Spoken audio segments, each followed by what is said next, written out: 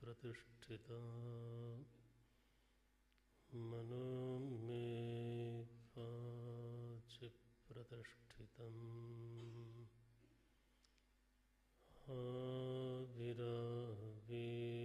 आविरावीत्मयेधि वेदस्य मानिस्थः श्रुतं मे मा प्रहासीः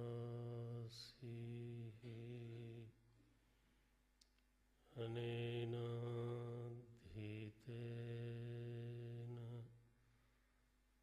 अहोरात्रान् सन्ददामि श्रुतं वदिष्यामि सत्यं वदिष्यामि तन्माम् अवतु तद्भक्तार्थमवतु अवतु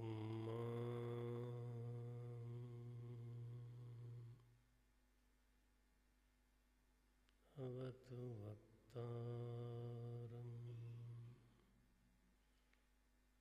अवतु वक्तारम्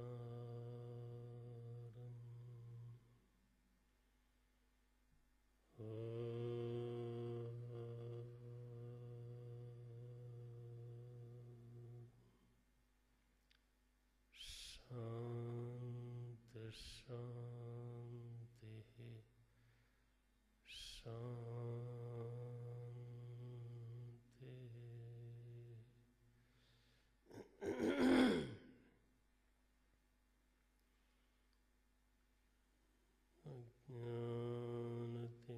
अज्ञानतिमिरान्धस्य ज्ञानाञ्जनशलाकया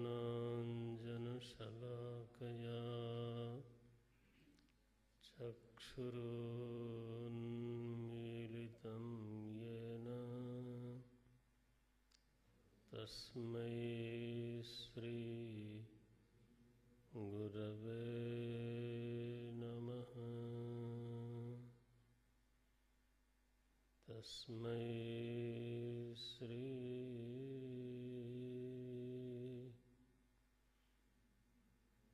गुरवे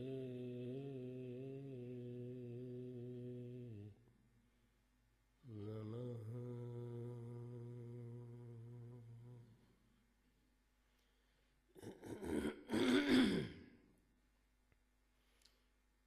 रूपं दृश्यं लोचनं दृक्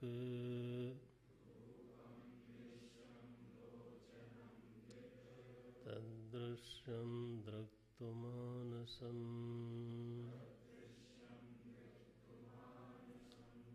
दृश्याधिवृत्तयः साक्षी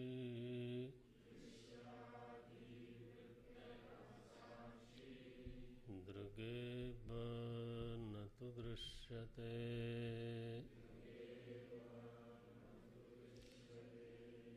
नीलपीतस्थूलसूक्ष्म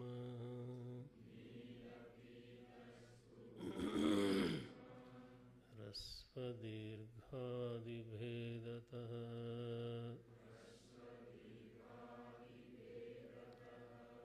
नानाविधानि रूपाणि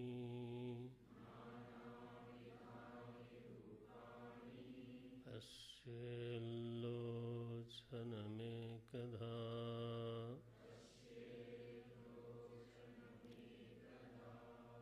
आन्ध्यमान्द्यपटुत्वेषु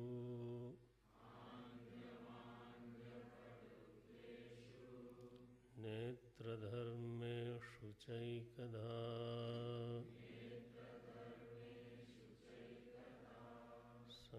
सङ्कल्पयेन्मनः श्रोत्र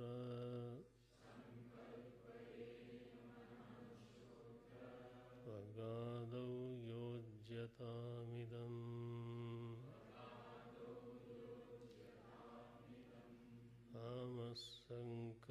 आमस्सङ्कल्पसन्देहौ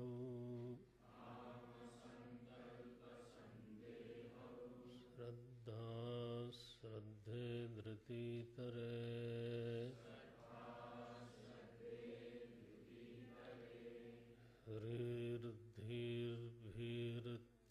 ह्रीर्धीर्भीरित्येवमादीन्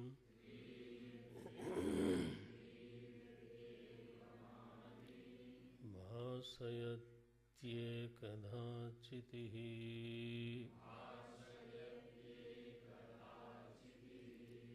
नोदेति नास्तमेत्येषा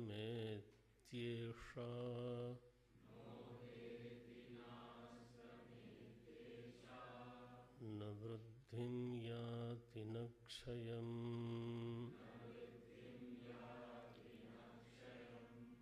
स्वयं विभात्यथान्यानि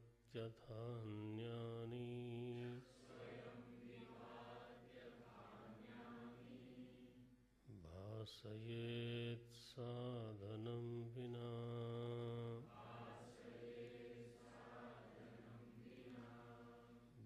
भासयेत् साधनं विना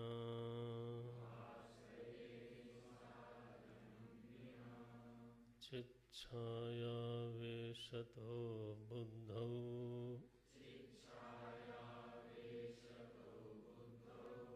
वेशतो बुद्धौ औ नहीं वेशतः वेशतो चिच्छायावेशतो बुद्धौ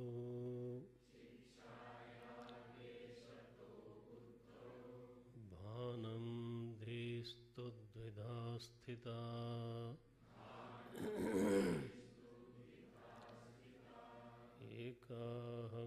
एकाहङ्कृतिरन्या स्यात्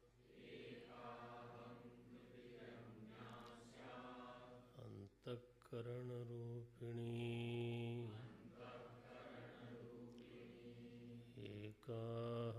एकाहङ्कृतिरन्या स्यात्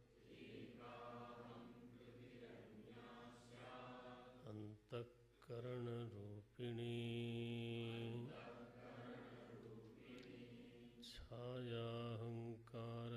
छायाहङ्कारयोरैक्यम्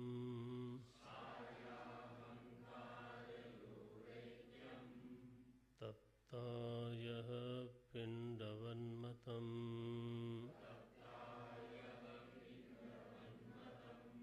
तप्तायः पिण्डवन्मतम्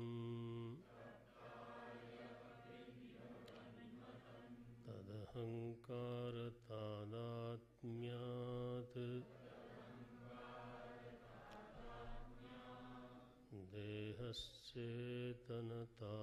देहश्चेतनतामगात्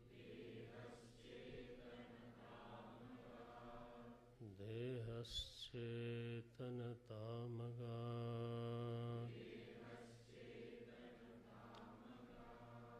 अहङ्कारस्य तादात्म्यम्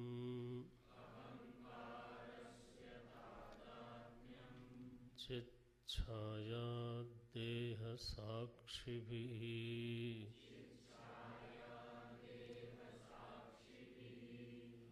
अहङ्कारस्य तादात्म्यम्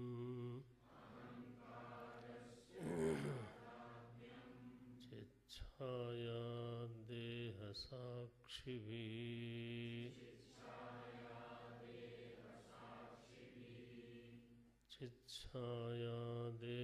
चिच्छायादेहसाक्षिभिः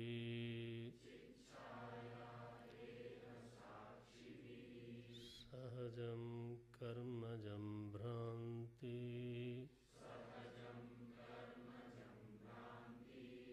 जन्यं च त्रिविधं क्रमात् जन्यं च त्रिविधं क्रमात् संबंधिनो सतोर्नास्ति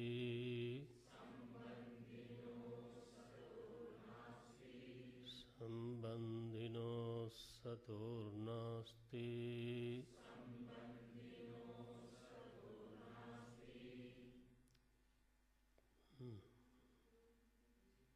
आगे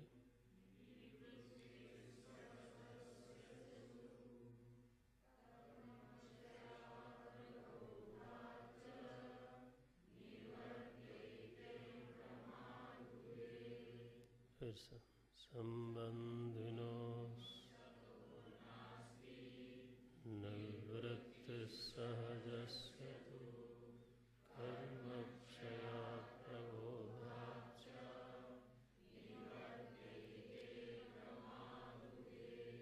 कर्मक्षयात् प्रबोधाच्च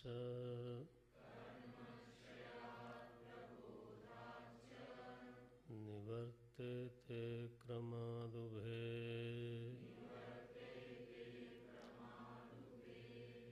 निवर्तेते क्रमादुभे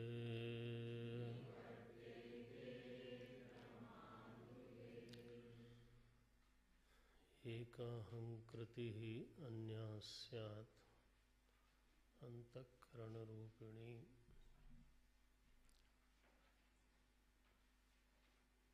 चिच्छायावेशतः बुद्धौ भानं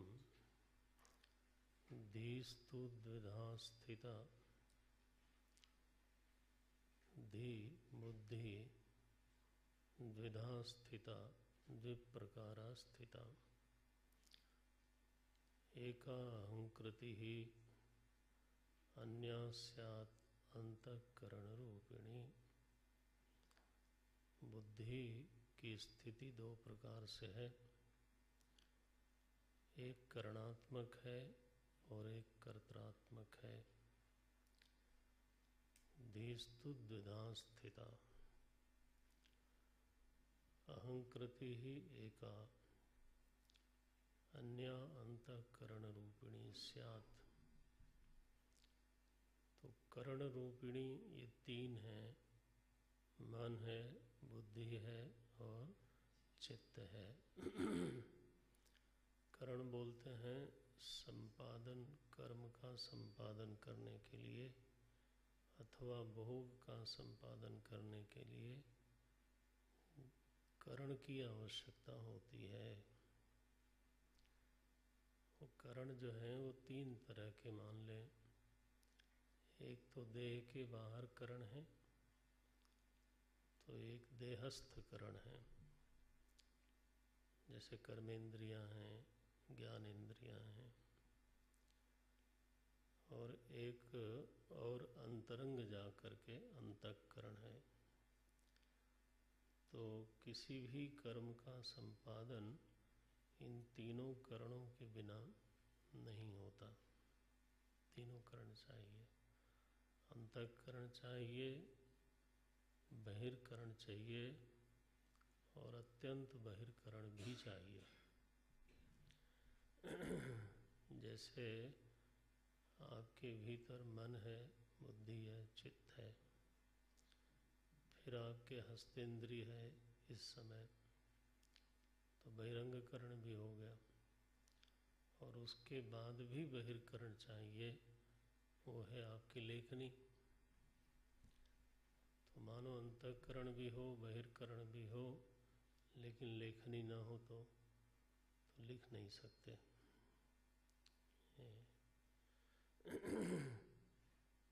इसलिए किसी भी कर्म का संपादन करना हो तो करणों की आवश्यकता पड़ती है। कर्म के द्वारा किस प्रयोजन की सिद्धि होगी, वह जो प्रयोजन है, लक्ष्य है, वो कर्ता में होता है, करण में नहीं होता। ध्यान रहे ये। इसलिए अंतःकरण का भी और अंतरंग जो हिस्सा है, जो अहम अहम करके उदित होता है,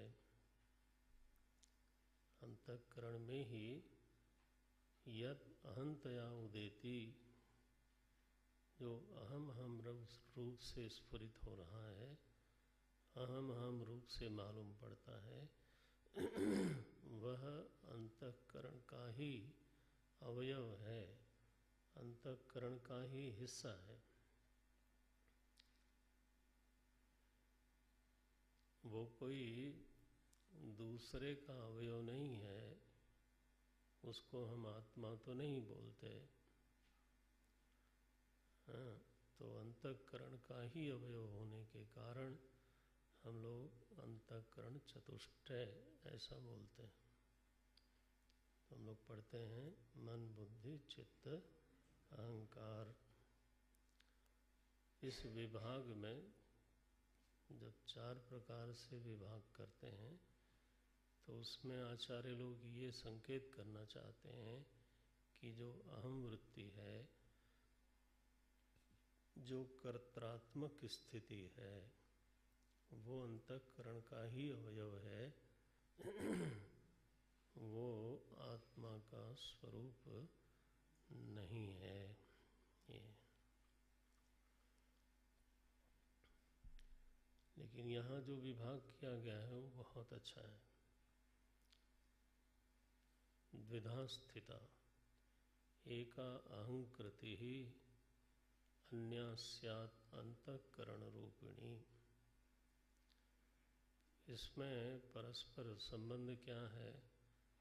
अहम वृत्ति और करण वृत्ति में परस्पर संबंध क्या है? तो रमण महर्षि से सहायता ले लें तो वो कहते हैं वृत्तयस्तु अहम वृत्तिम आश्रिताः। इसका मतलब है कि जो करण वृत्तियां हैं वो सब की सब अहम वृत्ति पर आश्रित हैं। तो आश्रय आश्रित संबंध हो गया। ठीक है ना? तो मन बुद्धि चित्त में करणत्व की स्थिति कैसे बनती है? उसको करण क्यों कहा गया? क्योंकि जब हमें कर्म करना होता है तो पहले हमें कर्म करने का संकल्प करना होता है। तो हम लोगों ने पढ़ा मन किसको बोलते हैं? बोले संकल्प विकल्पात्मकम मनः। तो संकल्प करना होता है। संकल्प माने होता है सम्यक कल्पना, माने कर्म के बारे में, जो कर्म हम करना चाहते हैं उसके बारे में हमारी पूरी कल्पना ठीक ठीक होनी चाहिए। तो हमारा प्रयोजन क्या है? जो कर्म मैं करना चाहता हूँ वह उस प्रयोजन को सिद्ध करने वाला होगा या नहीं होगा, यह बात भी जाननी चाहिए। प्रयोजन तो ठीक है, लेकिन उस कर्म का संपादन करने की सामर्थ्य मुझ में है या नहीं है, और कर्म कब आरंभ करना चाहिए, कहाँ आरंभ करना चाहिए, ये संकल्प में ये सब चीज़ें आनी चाहिए। आरंभ करने वाला कर्ता कौन है, वो समर्थ है कि नहीं है, अधिकारी है कि नहीं है, फिर कब आरंभ करेगा, कहाँ आरंभ करेगा, किस लिए आरंभ करेगा, प्रयोजन क्या है। नारायण। और कौन सा कर्म आरंभ करेगा? तो ये लगभग 5 चीज़ें संकल्प में आती हैं। कर्ता, काल, देश, प्रयोजन और कर्म कौन सा है। ये 5 चीज़ें जब मिल जाती हैं, इनके बारे में चिंतन हो जाता है तो उसको बोलते हैं संकल्प। तो तो हम लोग जब कोई वैदिक कर्म कराते हैं अथवा स्मार्त कर्म कराते हैं ब्राह्मण लोगों से, तो ब्राह्मण लोग संकल्प बोलते हैं, ओम विष्णुर्विष्णुर्विष्णु महाविष्णु आज्ञया प्रवर्तमानस्य कालस्य, ऐसे बोलते हैं। भगवान नारायण, भगवान विष्णु, भगवान महादेव, जो आपका इष्ट है, उसकी आज्ञा से यह काल प्रवृत्त हुआ। कभी ध्यान से सुनना, संकल्प जब बोलते हैं लोग तो वो लोग भी जल्दी में होते हैं, यजमान भी जल्दी में होता है। तो हम लोग कई बार ठीक से सुनते भी नहीं हैं, वो ठीक से बोलते भी नहीं हैं। मेरे सामने तो बहुत सजग रहते हैं, लिख के लाते हूँ, फिर भी गलतियाँ होती हैं, फिर मैं एकांत में टोकता हूँ, भाई सबके सामने तुम अवमान नहीं होना चाहिए।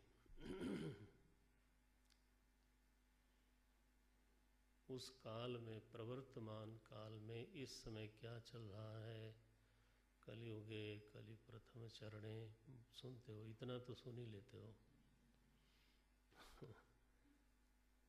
फिर संवत्सर होगा, फिर संवत्सर में उत्तरायण है कि दक्षिणायन है, फिर उस दक्षिणायन उत्तरायण में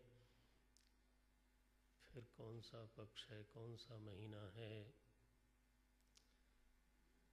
ऐसे बोलते हैं ना। शुक्ल पक्ष है, कृष्ण पक्ष है, जो भी है, फिर अमुक तिथौ, फिर ग्रह नक्षत्र इत्यादि का उल्लेख करते हैं। जितना याद है उतना बता देते हैं। तो प्रायः नहीं भी याद रहता है तो अमुक अमुक लगा देते हैं। इसमें उनका तो दोष ही है, उनको पाप लगता है, लेकिन यजमान का भी बड़ा दोष है ना। वो अनपढ़ है, गंवार है, उसको कुछ समझ में आता नहीं। तो सबने जो खेल बिगाड़ा है, सबने मिल के बिगाड़ा है। अच्छा, तो ये काल निश्चित हो गया। अमुक तिथौ,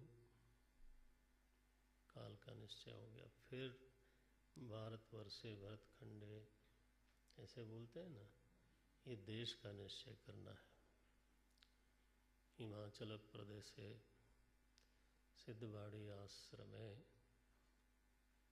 कहाँ कर्म होने जा रहा है उसका निश्चय होता है। फिर कर्ता का निश्चय होता है, कौन करने वाला है। अमुक गोत्रोत्पन्नो, हम बोलते हैं ना,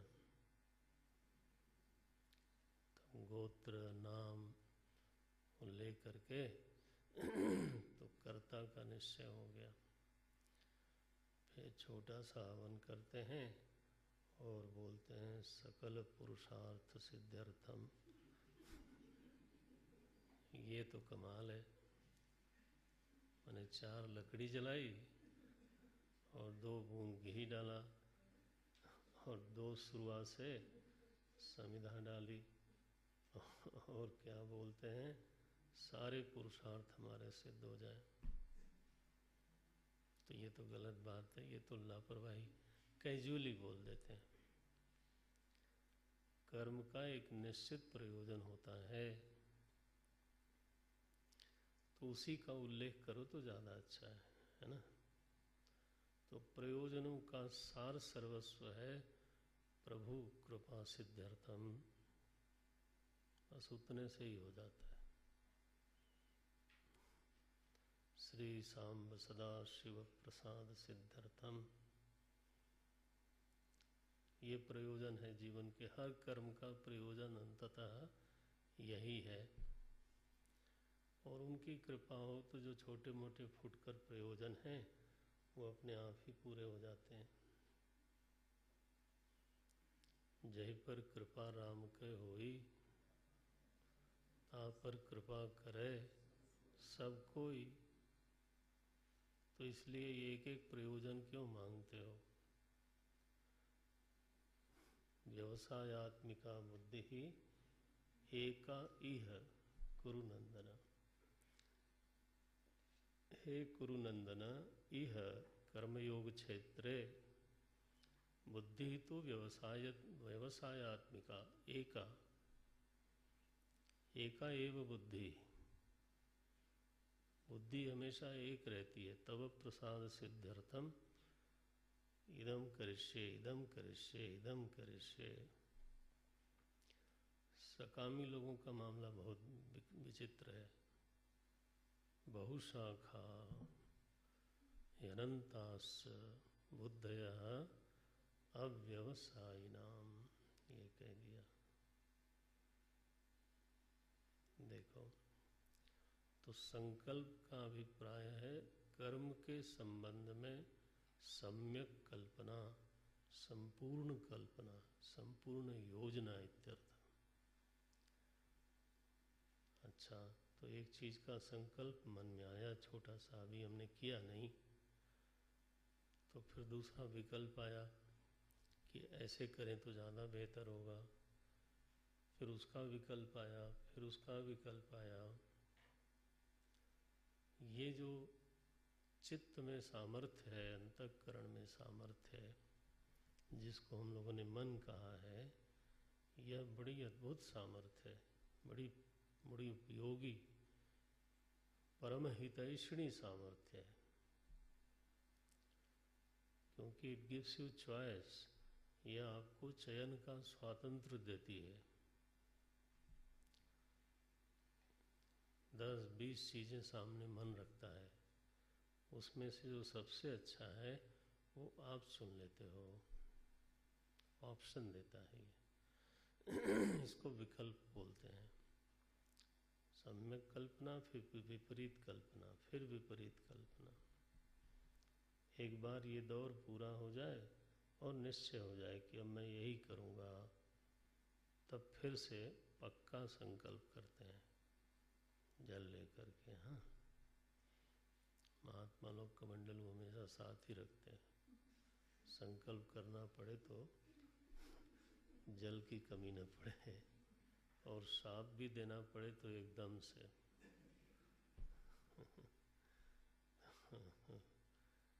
नारायण। तो ये करण हुआ। कर्म करने के लिए संकल्प जो है करण है, इसलिए मन को करण कहा गया। योजना बनाने के लिए पूर्व का अनुभव की मदद लेनी चाहिए। तो स्मृति कोश होना चाहिए मेरे पास, और चिंतन की सामर्थ्य भी होनी चाहिए। तो वो जो कर्म है, ये जो क्रिया है, ये चित्त की है। आपने पढ़ा होगा, चिंतन कर्तृ चित्तम, स्मरणात्मकम चित्तम, ऐसा भी बोलते हैं। क्योंकि चिंतन बिना पूर्व स्मृति की मदद के नहीं होता। ये तो वो भी करण हुआ ना। कर्म का संपादन करने के लिए पहले के अनुभवों से सीख करके योजना बनाई जाती है। अच्छा, एक पर एक विकल्प आता रहे, निश्चय ही ना हो, तो फिर कर्म कभी होगा ही नहीं। तो इसलिए नेवर एंडिंग विकल्प नहीं होना चाहिए। एक बिंदु पे जाके निश्चय भी हो जाना चाहिए। उसको लोगों ने कहा बुद्धि। बोलते हो ना, क्या है बुद्धि का लक्षण? अध्यवसायात्मिका बुद्धि, निश्चयात्मिका बुद्धि। तो ये जो करने वाली वृत्ति है, निश्चय करने वाली, वो भी कर्म के संपादन में करण है। तो ये तीनों करण हैं। इसीलिए मन, बुद्धि, चित्त, ये तीनों के तीनों करण हैं। बल्कि ऐसा कहो कि इस तरह की जो वृत्तियां हैं, उन वृत्तियों का नाम रख दिया गया मन, बुद्धि और चित्त। कोई तीन चीजें वहाँ बैठी हुई हैं एक साथ, सो नहीं, ऐसा नहीं है। श्रेणीबद्ध कर दिया गया। चिंतन करने वाली जो वृत्तियां हैं, उस श्रेणी की वृत्तियों को कह दिया गया चित्त। निश्चय करने वाली जो वृत्तियां हैं उन वृत्तियों का नाम रख दिया बुद्धि। और जब तक संकल्प विकल्प चल रहा है उन वृत्तियों का श्रेणीबद्ध करके नाम रखा गया मन। बस है सारी की सारी वृत्तियां, वहाँ कोई तीन तीन तरह की चीज़ नहीं होती है। आप चाहें तो ऐसा कह दें कि सारी वृत्तियों में तीन श्रेणियां हैं मुख्य रूप से, मोटा मोटा विभाग है। कर्म के संपादन में भी ये करण चाहिए और भोग के संपादन में भी ये करण चाहिए। मैं ये भोग करूं या न करूं, उसके लिए भी तो आपको सोचना पड़ेगा ना, सोचना पड़ेगा, निश्चय करना पड़ेगा। पहले मैंने भोग किया था तो जीवन में बुराई आई थी, तो पूर्व की स्मृति भी लेनी पड़ेगी, चिंतन करना पड़ेगा। तबीयत खराब हो गई थी तो अब नहीं करूँगा। तो कर्म और भोग का संपादन करने में जो सहायक है उसको हम बोलते हैं करण। ये कर्म और भोग का जो प्रयोजन है वो करण में नहीं रहता, वो कर्ता में रहता है। कर्ता ही दूसरे नाम से भी बुलाया जाता है भोक्ता। तो प्रयोजन जो जिसमें है उसको हम बोलते हैं कर्ता भोक्ता। ये अहंकार के ही दो नाम हैं, दो क्रियाएं हैं उसकी, इसलिए दो नाम हैं। जब वो कर्म करना चाहता है तो उसको कर्ता बोलते हैं, जब वो भोग करना चाहता है तो उसको भोक्ता बोल देते हैं। तो ये है द्विधा स्थिता। इस पर ऐसे मनन करना चाहिए, ध्यान करना चाहिए। पंक्तियाँ तो अमृत हैं, छोटी छोटी पंक्तियाँ हैं लेकिन इतनी गंभीर हैं, मनन करेंगे तो बहुत गंभीर हो जाएंगी।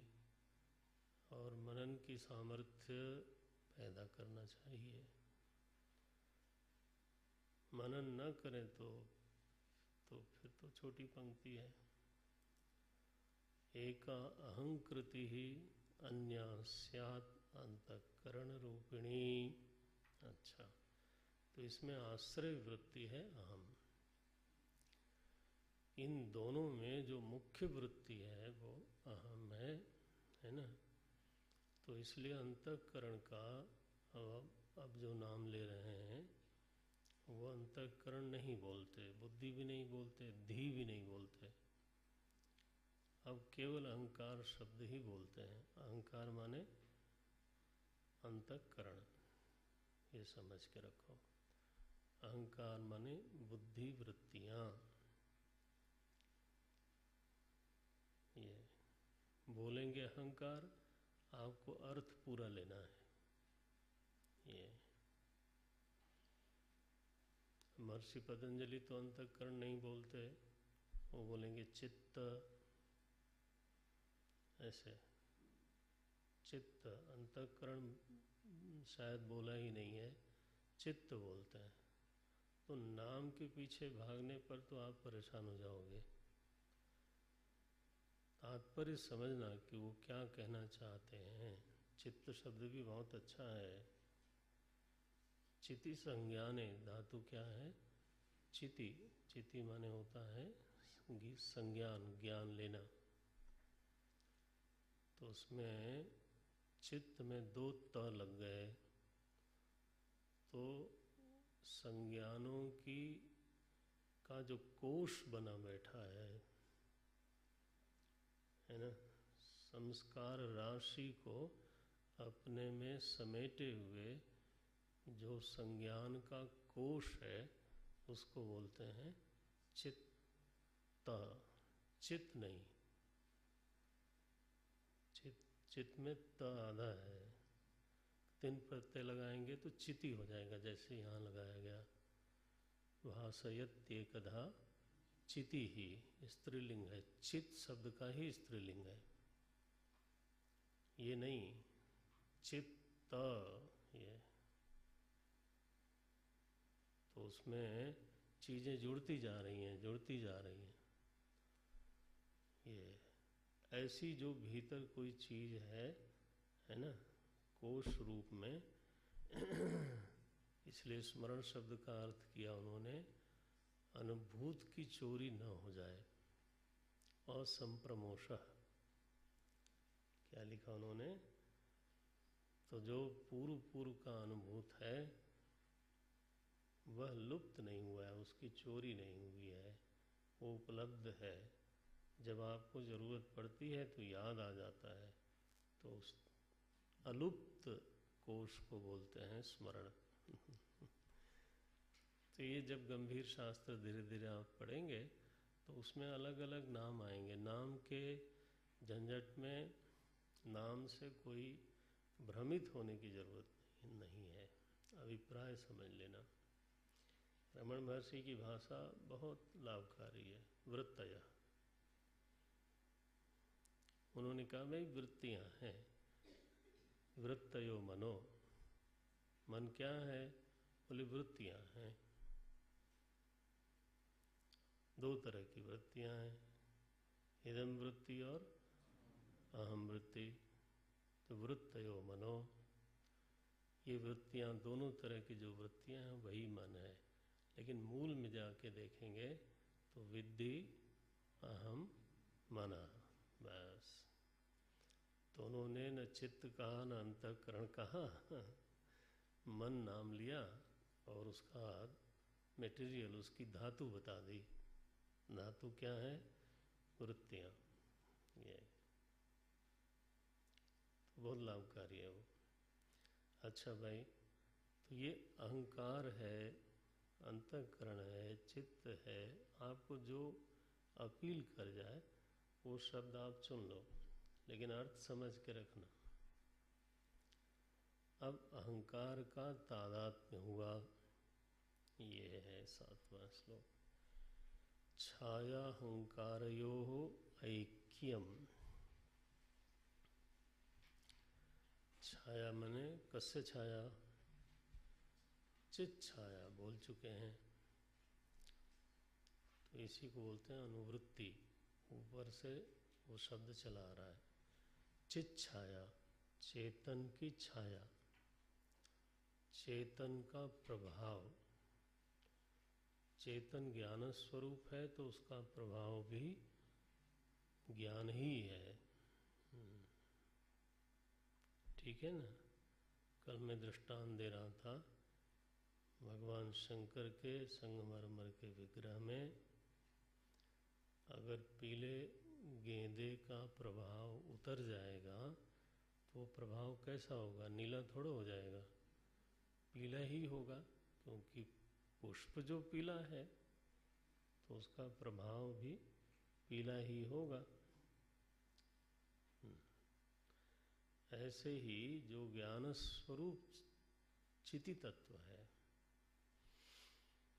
बोध स्वरूप चिति तत्व है, चेतन स्वरूप जो चिति तत्व है उसका प्रभाव भी चेतनात्मक ही है, इसलिए बुद्धौ भानम कहा गया। तो अब अहंकार का छाया अहंकार यो हो, ये षष्ठी द्विवचन है। छाया अहंकार यो हो, इन दोनों के मध्य में चेतना की छाया और अहंकार, अहंकार माने अंतःकरण, हाँ गुड, अंतःकरण, इन दोनों के बीच में तादात्म्यम, पंक्ति भी देखना और अभिप्राय ग्रहण करने का पूरा प्रयास करो। छाया अहंकारयोः ऐक्यम, ऐक्यम हो गया, ये दो दो नहीं रहे, ऐसा दो की भिन्न प्रतीति लुप्त सी हो गई। छाया अहंकारयोः ऐक्यम, कथम ऐक्यम, किम कैवल्यम, बोले कैवल्यम तो नहीं है, ऐक्यम है। कैवल्यम माने होता है केवलस्य भाव, केवल हो जाना। यहाँ दो चीज़ें हैं लेकिन ऐसे मिल गई कि वो एक भासने लग गई। तो छाया अहंकारयोः ऐक्यम कथम ऐक्यम, तप्त अयः, अयः माने लौह, तप्त अयः पिंडवन्मतम, अयः पिंड, अयः पिंड माने लौह पिंड। मान लो गोला, लोहे का गोला है। अब ये राउरकेला वाले तो देखते ही थे पहले, है ना, वो तो ऐसा माने आग ही बहती हो जैसे। तो लोहे को अग्नि में अगर डाल दिया जाए, खूब तप जाए, वो ऐसा हो जाए कि बिल्कुल लाल लाल हो जाए। तो अब वो लगता है कि ये अग्निपिंड है, लौह पिंड नहीं है, क्या है, अग्निपिंड है ये। तप्ताय पिंडवत मतम, ऐसा मनन किया गया है। चित छाया और अहंकार, चित छाया और अंतःकरण में तादात्म्य कैसे हो गया है, तो साधक ध्यान कर रहा है। उसको अनुभव में आया कि ये तो ऐसा तादात्म्य हो गया कि अलग अलग दिखता ही नहीं है। कैसा अलग अलग नहीं दिखता, जैसे लाल सुर्ख लौह पिंड हो तो उसमें अग्नि अलग नहीं दिखती और लौह पिंड अलग नहीं दिखता। वो जो काला काला पिंड था वो नहीं दिखता। और अग्नि का कोई निश्चित आकार नहीं होता, अब वो साकार हो गई, अब वो गोल गोल हो गई। ठीक है, अग्नि में कोई वजन नहीं होता, वजन लेने जाना मत, नहीं तो पता नहीं हमारा न वजन हो जाए, मन लेने वाले का न हो जाए। तो अग्नि में कोई वजन नहीं होता, लेकिन लोहे में वजन होता है। अब जब तप्त लौह पिंड हो गया तो वो अग्नि पिंड कहलाने लगा, और उसका अपना वजन भी हो गया और आकार भी हो गया और रंग भी हो गया लाल लाल। क्या बात है। तो आकार और वजन का अग्नि में ऐक्य हो गया, हम यही शब्द लेते हैं, अग्नि से ऐक्य हो गया। अब ऐसी प्रतीति नहीं हो रही है कि आकार और वजन लोहे का है। नारायण। और अग्नि की दाहकता और अग्नि का रंग और अग्नि की प्रकाशमानता, ये चली गई लोहे में, ऐक्य हो गया। अब लगता है कि यह जो लालिमा है ये लोहे की ही है, उष्णता भी लोहे की ही है, दाहकता भी लोहे की ही है। कैसे जल गए, बोले लोहा छू दिया जल गए। लोहा छूने से कोई जलता है? लेकिन अब ऐसा उपचार करता है आदमी, लोहा छू दिया तो जल गए। तो ऐसा ऐक्य हो गया कि भिन्न प्रतीति का अभाव हो गया है, वहाँ भिन्न भिन्न, लेकिन भिन्न प्रतीति का अभाव हो गया। इसको बोलते हैं ऐक्यम। भेद बुद्धि का लोप हो जाना, भिन्न होने पर भी भिन्नता की बुद्धि का लोप हो जाना, यह ऐक्य है। तब दृष्टांत बहुत बढ़िया दिया, तप्तायः पिंडवन्मतम। वेदांत में कई बार इसको ऐसे भी बोल देते हैं, बोलते हैं अग्नि के धर्म का लोहे में अध्यास हो गया और लोहे के धर्म का अग्नि में अध्यास हो गया, प्रक्षेप हो गया, ऐसे ऐसे भी बोलते हैं। इसको बोलते हैं धर्माध्यास, इसको बोलते हैं अन्योन्याध्यास, ऐसे भी बोलते हैं, पारिभाषिक शब्द है। व्यवहार जो हम लोगों का चलता है उसमें तो प्रायः सभी चीज़ें अध्यास के साथ ही चलती हैं। तो इसका विस्तार तो नहीं करूँगा, लेकिन एक आध दृष्टांत देता हूँ। व्यवहार बिना अध्यास के चलता नहीं। जब आप ये कहते हो कि ठंडी हवा चल रही है, तो ये हवा का धर्म ठंडक तो नहीं है, है भाई? अभी तो पढ़ा, हवा का धर्म है केवल स्पर्श। तो ठंडी हवा चल रही है तो वाक्य गलत हो गया। गर्म हवा चल रही है, आर्द्र हवा चल रही है, ह्यूमिड बहुत है, तो ये तो व्यवहार तो अध्यास पूर्वक है। जल धर्म का, अग्नि धर्म का वायु में अध्यास हुआ। सुगंधित हवा चल रही है, अब बोलो जरा। शीतल मंद सुरभि बह बाहु। पृथ्वी का रूप बड़ा अच्छा है। रूप तो अग्नि का धर्म है, आपने पढ़ा है, अब तो मैं बोल ही सकता हूँ। पृथ्वी में रूप कहाँ से आ गया? पृथ्वी का धर्म तो केवल गंध ही है ना, पढ़ा है ना। तो आप तो रूप रंग भी देखते हो, कितना सुंदर पहाड़ है। तो इसको छोड़ दो, ये अध्यास ऐसे चलता रहता है। बहुत ध्यान देंगे, जीवन को समझने का प्रयास करेंगे तो हंसी निकल आती है कई बार कि ये सब ऐसा घालमेल प्रपंच हुआ पड़ा है। हम लोग समझते हैं सब सुव्यवस्थित है। सुव्यवस्थित क्या है? ये तो अध्यासेन चलति सर्वम,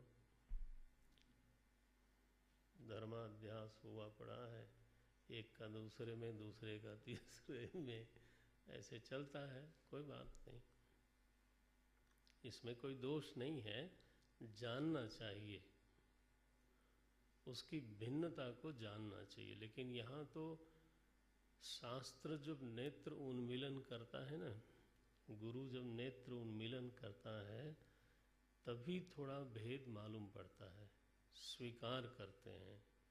अन्यथा तो प्रयास करने पर भी अंतःकरण में जो चेतना है, अंतःकरण में जो भान सामर्थ्य है, वो अंतःकरण से भिन्न वस्तु है ऐसा मालूम पड़ता ही नहीं, बिल्कुल नहीं मालूम पड़ता। ऐसा लगता है कि जब अंतःकरण होगा तो भान सहित ही होगा, और जब उल्टा भी मालूम पड़ता है कि जब भान होगा, हाँ, तो अंतःकरण के बिना नहीं हो सकता। अंतःकरण सुसुप्ति में बस लीन हो गया तो भान भी लीन हो गया, और वृत्तियां जागी तो भान भी जाग गया।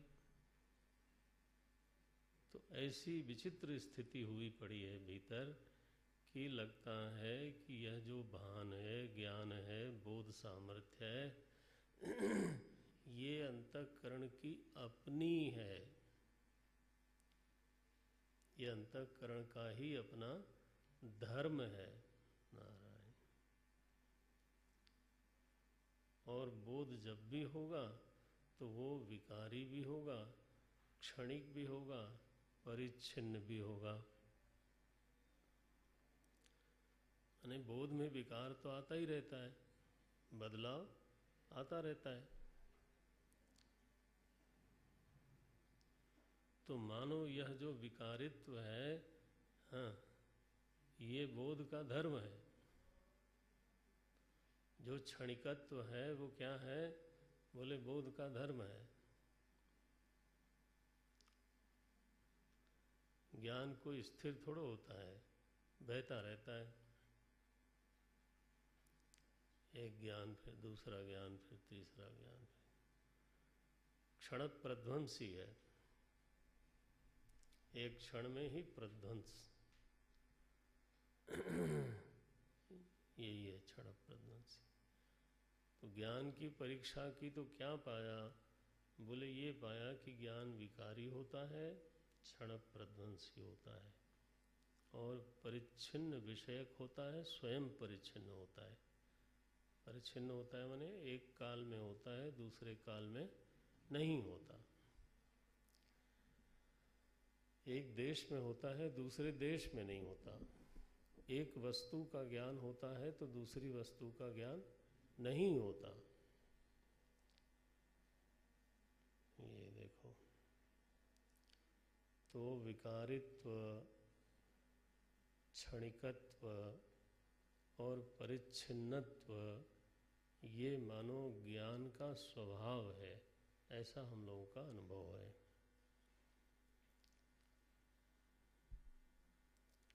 और ज्ञान कहाँ है? बोले बुद्धि में है। बुद्धि है तो ज्ञान है। बुद्धि का लय हो गया, हाँ, तो ज्ञान का भी लय हो गया। बस ये काम हो गया, बढ़िया। जब हम अंतर्देश में प्रवेश करना चाहते हैं, जांच करना चाहते हैं, बुद्धि की जांच करना चाहते हैं, ज्ञान की जांच करना चाहते हैं, तो हमको ऐसा ही मिलता है। अपनी तरफ देखना, हाँ, अपने अनुभव में देखना, ऐसा ही ज्ञान हमको मिलता है। नारायण। फिर शास्त्र ने ये कहा कि नहीं नहीं, जिस ज्ञान की तुम बात कर रहे हो, यह इस ज्ञान में दो चीजें हैं। कौन है? बोले एक तो बुद्धि है, अंतःकरण है या अहंकार है, जो आप समझ लो, हम बुद्धि बोल देते हैं। जिस ज्ञान की तुम बात कर रहे हो उसमें एक बुद्धि है और दूसरे चित छाया है। बोले हमें तो नहीं मालूम पड़ता। बोले तुम्हें नहीं मालूम पड़ता है इसलिए कि वो ऐक्यम है। क्या बोल रहे हैं? छाया अहंकारयोः ऐक्यम। वो ऐक्यम भी कीदृशम? तप्तायः पिंडवत् एवं ऋषिभिः मतम। मतम माने केन मतम? ऋषियों के द्वारा सोचा गया है। उन्होंने भी अंतर में प्रवेश किया और ज्ञान की जांच करी और उनको ऐसा ऐक्य मिला, तो वो खोजने लगे कि दृष्टांत कौन सा देंगे अगर किसी को समझाना हो तो उन्होंने दृष्टांत दिया तप्त अयः पिंड। वहाँ चीज तो दो है और दोनों का धर्म अलग है। लोहे में वजन है, कालिमा है, आकार है। अग्नि में प्रकाश है, ज्वलनशीलता है, आकार नहीं है, वजन नहीं है। दोनों विलक्षण हैं। लेकिन महाराज ऐसा ऐक्य हुआ, ऐसी दोस्ती बढ़ी, ऐसी दोस्ती बढ़ गई कि बस अब वो भिन्न भिन्न लक्षण कुछ मालूम नहीं पड़ते। अग्नि हो गई साकार और लोहा हो गया ज्वलनशील। जय सीताराम।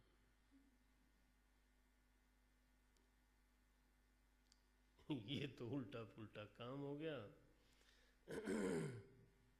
भिन्न लक्षण होने पर भी ऐक्य हो गया और लक्षण भेद का लोप हो गया। ऐसे ही बुद्धि है विकारी, बुद्धि वृत्तियां हैं क्षणिक, बुद्धि वृत्तियां हैं परिच्छिन्न। तो यह विकृति, विकारित्व, परिच्छिन्नत्व, क्षणिकत्व, ये किसका धर्म है? बुद्धि वृत्तियों का। और ज्ञान किसका धर्म है? बोले चेतन का। क्या हुआ? और चेतन कैसा है? नो देती, पढ़ चुके, न हस्तमेति। ज्ञान में क्षणिकत्व नहीं है, ज्ञान में विकारित्व नहीं है, ज्ञान में परिच्छिन्नत्व नहीं है। ये हम लोग पढ़ चुके। बुद्धि में जड़ता है, नारायण, विकारित्व है, क्षणिकत्व है, परिच्छिन्नत्व है। अब ऐसी दोस्ती करी दोनों ने कि ज्ञान विचारे का अखंडत्व तो गया है ना, तो ज्ञान हो गया परिच्छिन्न, ज्ञान हो गया क्षणिक,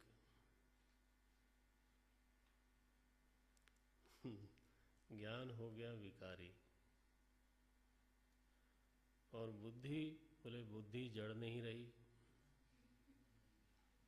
बुद्धि तो फिर भानंदी ही। बुद्धो भानम, अब तो क्या बात है, बुद्धि जड़ नहीं रही, प्रकाशिका हो गई। जहाँ वो प्रकाश्य थी, दृश्य थी, अब तो वो जानने वाली हो गई, समझने वाली हो गई, बहुत समझदार हो गई। इतनी दोस्ती हो गई कि जब वो लीन हो गए तो ये बेटा भी लीन हो जाए बस, और जब वो जागे तो ये जागे। भागवत जी में एक कथा है चतुर्थ स्कंद में, पुरंजनोपाख्यान। महाराज वहाँ जीव ने जा करके, जीव क्या, पुरुष ने ही, चेतन ने जाके बुद्धि से, बुद्धि तो वहाँ बाद में अर्थ करते समय बताया जाता है, एक पुरंजनी कन्या थी अति सुंदरी, उसके साथ तो कर ली दोस्ती और फिर विवाह इत्यादि भी कर डाला। एक बार पूछा जरूर था पुरंजनी से कि तुम्हारे माँ बाप का नाम क्या है? उसने कहा देखो मैं इस बात में बिलीव नहीं करती, माता पिता का कुछ नाम हम नहीं बताती, बुद्धि का माता पिता ही नहीं है कोई, अनादि है, कल बोला था। तो कर ली शादी उन्होंने, और महाराज इतनी भयंकर शादी करी, आपस में इतना प्रेम हुआ, पढ़ना भागवत सुनोगे तो मिलेगा वो, कि बुद्धि जब हंसे तो ये हंसे, बुद्धि जब छींके तो ये छींके।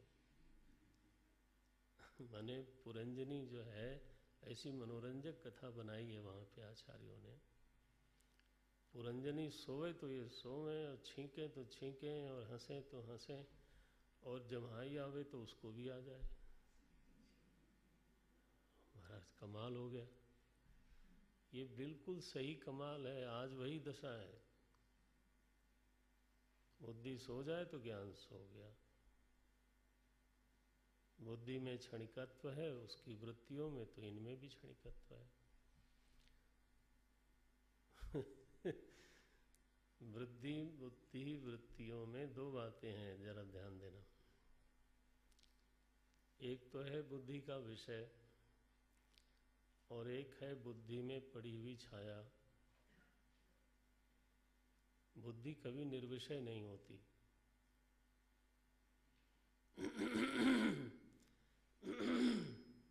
बुद्धि कभी निर्विषय नहीं होती। तो जो विषय लेती है वृत्ति, ज्ञान उस विषय को प्रकाशित करता है, और फिर उस प्रकाशित करने के बाद अगर प्रिय लगा तो ज्ञान भी खुश, बुद्धि भी खुश, और अप्रिय लगा तो बुद्धि भी उदास और ज्ञान प्रसन्न, वो नहीं होगा, वो भी उदास। तो ऐक्यम बहुत मजेदार शब्द है ये। छाया अहंकारयोः ऐक्यम तप्तायः पिंडवन्मतम। पिंड को अगर धक्का दे दो और वो ढंगरने लग जाए तो क्या उसमें जो निहित अग्नि है वो नहीं ढंगरेगी? वो भी तो है ना। वो ऐसे ही है मामला। तो अब ऐसा हो गया, बुद्धि बिल्कुल भान के साथ एकम एक हो गई। एकम एक का इतना ही अर्थ लेना, भेद बुद्धि का लोप हो गया, भेद की प्रतीति का लोप हो गया, भिन्नता मालूम ही नहीं पड़ती, खोजने पर नहीं मालूम पड़ती। नारायण सॉरी, बौद्धों ने इसी को ज्ञान कह दिया। उनके यहाँ कोई चेतन अलग से है ही नहीं।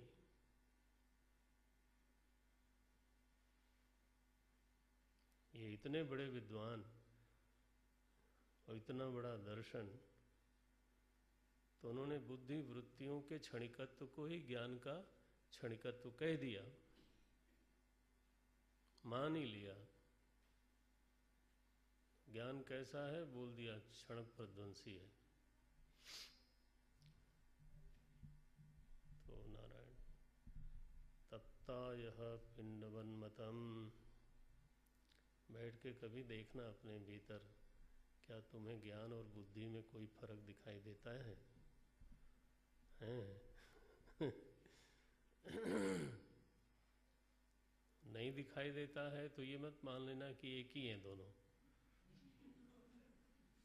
चक्षु उन्मीलितम येनम, याद रखना, ये जो ज्ञान की आंख हमारे गुरुजी ने खोल दी, उस आंख से देखोगे तो भिन्नता दिखाई देगी। हेतु दे दूं, बुद्धि वृत्ति ज्ञानात्मक होती तो दृश्य नहीं बन सकती थी। है? तो बुद्धि वृत्ति को हेतुतः युक्तितः जड़ होनी चाहिए दृश्यत्वात्, क्योंकि ये दृश्य बन रही है।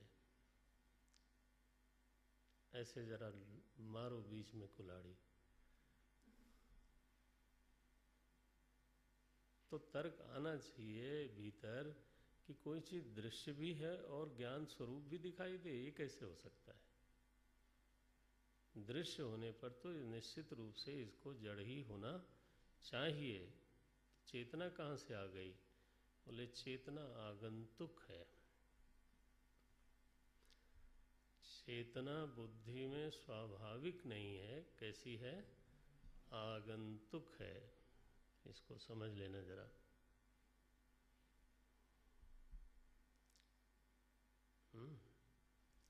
जैसे अग्नि में उष्णता स्वाभाविक है।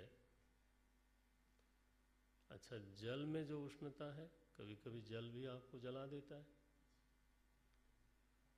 खौलता हुआ जल हो,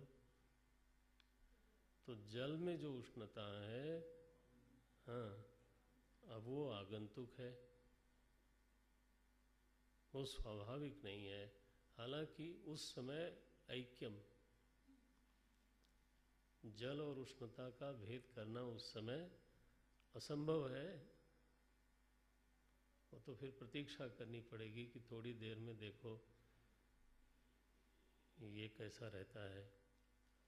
जैसे कोई पाखंडी साधु बना हो तो थोड़ा प्रतीक्षा करो, थोड़ी देर में वो ठंडा हो जाएंगे। नारायण, ये है स्थिति।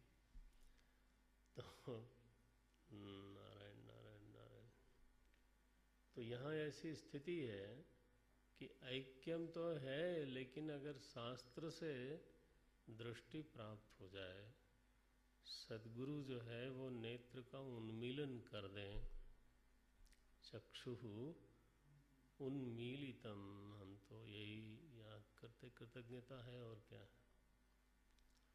चक्षुः उन्मीलितम येन तस्मै श्री गुरवे नमः। तो सद्गुरु को प्रणाम है उनके दिए हुए बोध से, बोध नेत्र से जब हम देखते हैं तो ये तो साफ ही है कि बुद्धि का भान, बुद्धि का अपना नहीं हो सकता। कोई चीज़ दृश्य भी हो और भान स्वरूप भी हो, ऐसा होता नहीं है। अगर यह स्वाभाविक नहीं है तो निश्चित रूप से आगंतुक भी है। ये है। अच्छा, तो अभी तो साधारण, तो ध्यान देने पर, साधारण जांच करने पर तो भेद दिखाई नहीं देता। तो तद अहंकार, तद अहंकार माने सभान अहंकार, यह जो भान से संपुष्ट अंतःकरण है, भान के साथ ऐक्य प्राप्त जो अंतःकरण है, अहंकार है, अहंकार माने अंतःकरण, हाँ, बुद्धि,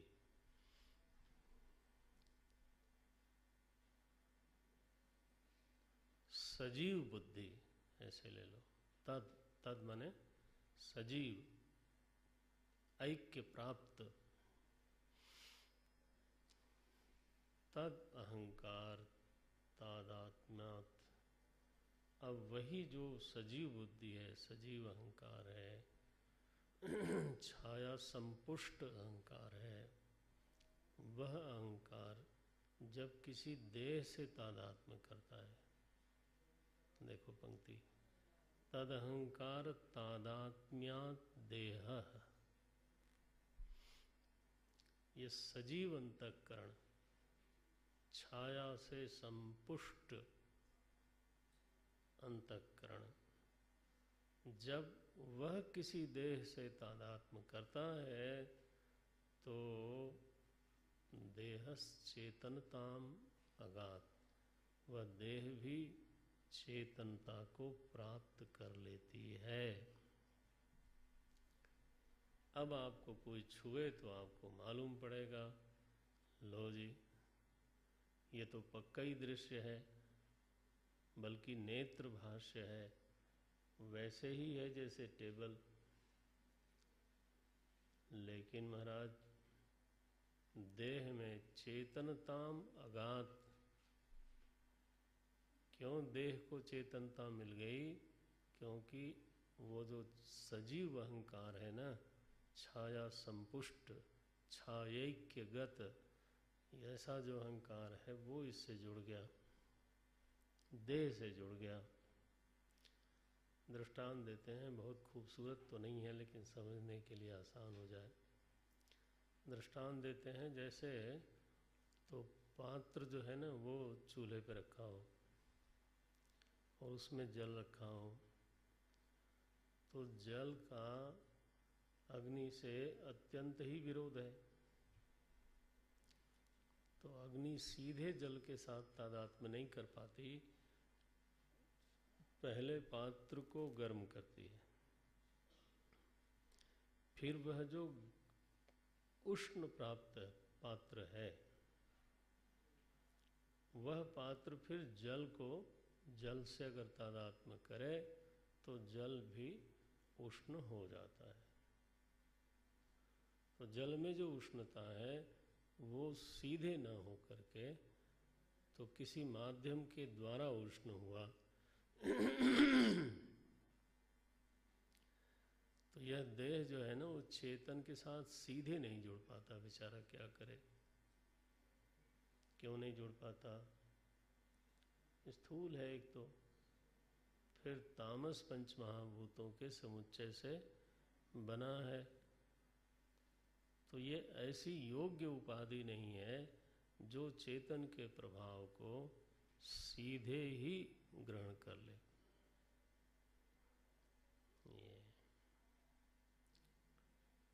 ये उपाधि में दोष है,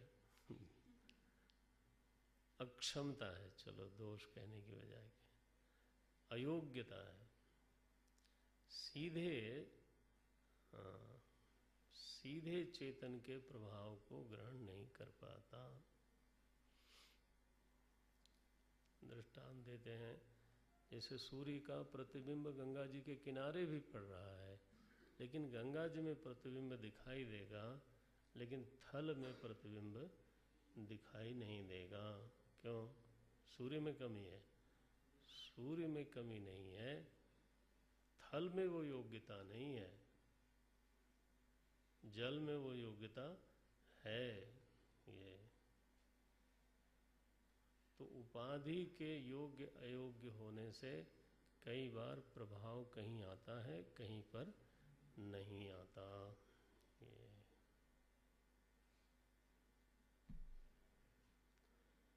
तो ये देह में जो चेतना है महाराज, ये फिर माध्यम के साथ आती है।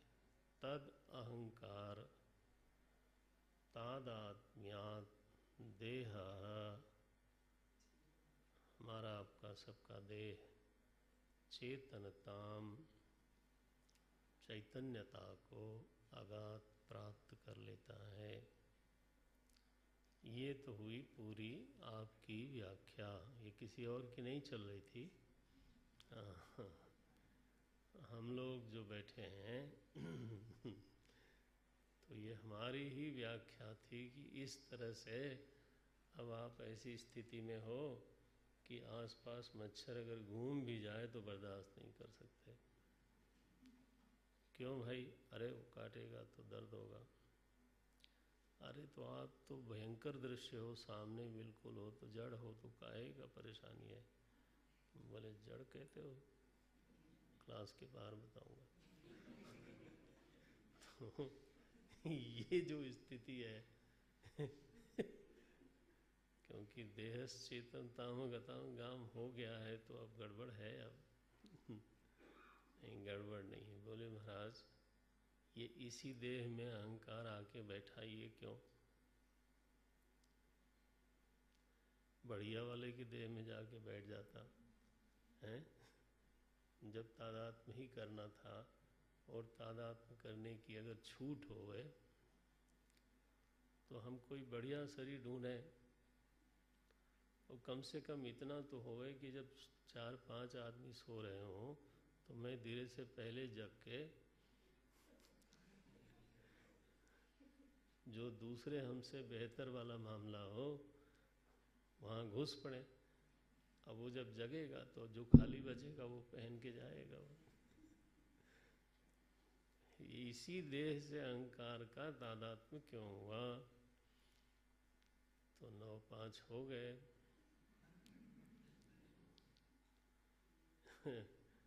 इसलिए अब क्या करूं?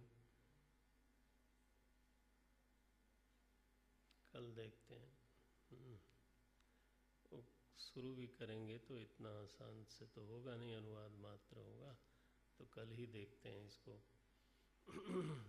आज इसको आप लोग बचा लो। ऐक्यम कथम, तादात्म्यम कथम, देहे चेतनताम कथम आगता, इस तरह से।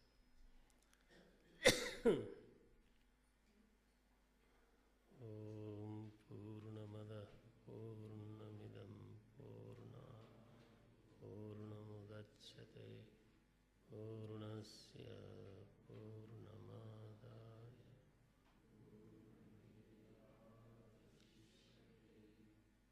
ओम शांति शांति शांति।